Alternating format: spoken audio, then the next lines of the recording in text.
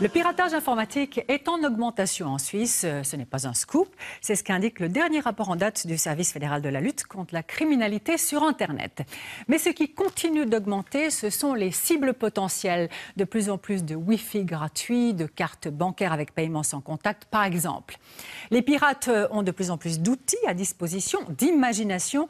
Et les cyberattaques ne visent pas que les entreprises, leurs dirigeants, des chercheurs ou des services de l'armée. Non, elles peuvent vous viser, vous. On va le voir très concrètement avec l'aide, pour commencer, de spécialistes de la sécurité informatique qui doivent connaître sur le bout des doigts les techniques de leurs adversaires. Pour rapprocher l'univers opaque des pirates informatiques, entrons dans une forteresse où l'on s'emploie sans relâche à percer leurs méthodes. Nous sommes à Laval, à 3 heures de route de Paris, sur l'un des sites de la grande école d'ingénieurs française ESIEA. Elle abrite dans ses murs un laboratoire de cryptologie et virologie opérationnelle. Son directeur, Éric Fidiol, est très clair. Pour former efficacement des étudiants-chercheurs, il faut leur inculquer les méthodes de l'ennemi. On les forme justement alors aussi bien aux aspects scientifiques de la sécurité qu'aux aspects hacking. Et pour moi, l'aspect hacking est très important parce que c'est une façon de penser, c'est une façon d'aborder la sécurité qui est complémentaire de la vision purement scientifique. L'inventivité, la créativité du hacker est aussi extrêmement précieuse. Exemple pratique. Il n'a fallu que 2 jours à ce jeune chercheur pour mettre au point à notre intention un virus informatique capable de pirater les smartphones. Un virus non répertorié contre lequel il n'existe à ce jour aucune défense connue. Il est détecté par aucun antivirus du marché. Un ratio de 0 détection sur 52 antivirus. Donc il y a tous les antivirus connus. Et donc on voit bien que les antivirus n'arrivent pas à s'adapter aux nouvelles menaces. Il suffit d'avoir un code nouveau et ils ne le détectent pas. Le téléphone a été infecté comment ? Alors en fait, la victime s'est connectée à un point d'accès Wi-Fi malicieux et donc automatiquement a téléchargé et installé une application, un virus. Et oui, même pas besoin de cliquer sur un document suspect envoyé par mail. Une simple connexion imprudente sur un Wi-Fi trafiqué et votre smartphone infecté va livrer tous ses secrets. Que je peux savoir quelles applications il y a sur le téléphone. Je peux savoir les SMS entrants et sortants. Je peux savoir aussi les contacts. Par exemple, quand on a un appel, je peux récupérer qui a été appelé et son numéro de téléphone. Démonstration. La victime échange des SMS avec un ami. Ces textos apparaissent en temps réel sur l'écran du pirate. Mais il pourrait faire encore beaucoup plus. Il pourrait récupérer toutes les télécommunications, les listes des contacts, les photos, tout ce qu'il y a sur le téléphone. Donc oui, c'est potentiellement très destructeur.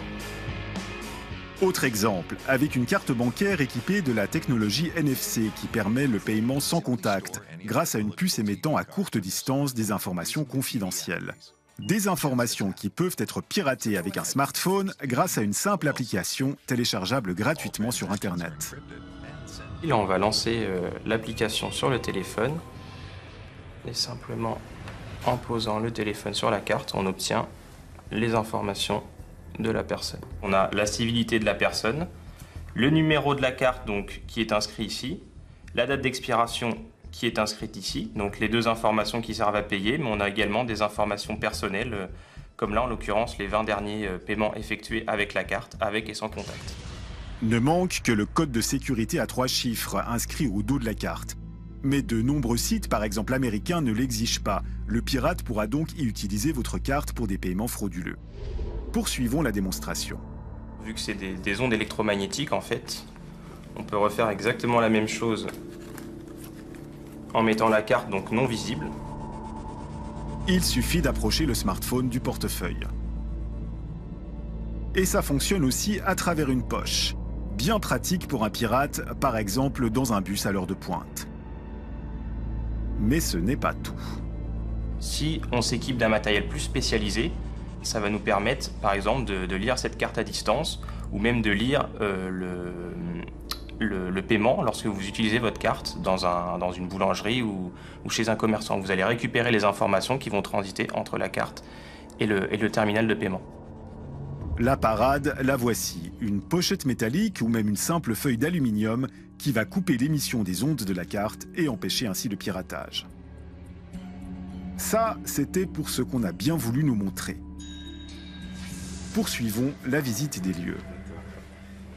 Qu'est-ce qu'il y a derrière cette porte? Donc c'est la partie sécurisée du laboratoire, c'est la partie où on mène des recherches sensibles qui nécessitent une protection du fait de la réglementation française, donc qui est fixée par le ministère de l'Intérieur et le ministère de la Défense.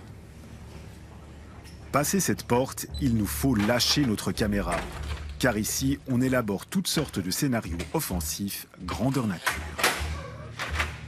On est spécialisé en attaque, parce que c'est le meilleur moyen de savoir comment imaginer les défenses de demain, sachant que l'attaquant a toujours un temps d'avance. Donc en se mettant dans sa peau, on peut essayer d'avoir ce temps d'avance et de savoir comment imaginer les protections contre les systèmes, pour protéger les systèmes. Éric Filiol est un ancien haut gradé de l'armée française. Il a aussi fréquenté le monde du renseignement, un savoir-faire qu'il met à profit dans ses activités actuelles. On travaille sur des scénarios, soit à l'échelle d'une entreprise, mais qui peuvent aller jusqu'à un pays complet. On a fait par exemple cette année, au premier semestre, une grosse étude sur comment on pourrait par exemple paralyser une partie des infrastructures électriques américaines. Une partie est publiée quand c'est publiable, et le reste, on en fait profiter soit des entreprises françaises, soit l'État français. Et donc en général, c'est pas publié.